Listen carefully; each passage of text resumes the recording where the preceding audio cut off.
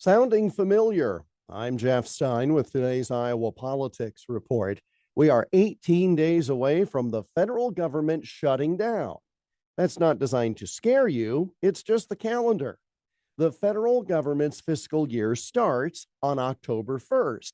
If they cannot come up with a budget, and that's become the norm regardless of who is in power, the failure to timely pass a budget, well, then Congress has to pass a continuing resolution or a series of them to continue operating the government at the same funding levels for a specified time, thereby kicking the can down the road. They did it most recently before the November election, pushing this all ahead to December 16th. So unless Congress takes action, the current resolution expires at 11:59 p.m. Eastern Time on that date. And there are not that many session days left before the end of the calendar year and the end of this Congress, which brings up no end of possibilities. Maybe out of a spirit of public duty and finishing the job Americans sent them to do, the current Congress could come up with the set of bills to fund the government through the fiscal year next September 30th. And they could do it well before the current December 16th deadline.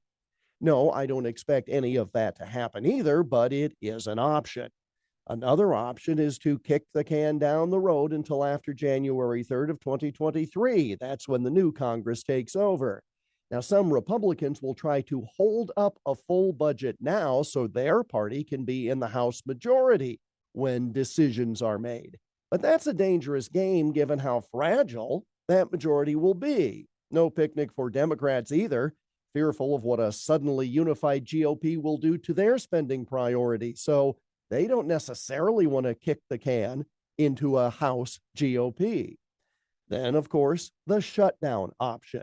No new continuing resolution. Then parts of the government will shut down a week before Christmas. Bad optics, to be sure. But keep in mind, shutting the government down and starting it back up again does not save money. In fact, if the shutdown is only a week or so, it actually costs more to shut it down for that short time. And keep in mind, again, shutting the government down does not mean Social Security recipients won't get their checks. It does not mean the military goes on break, etc.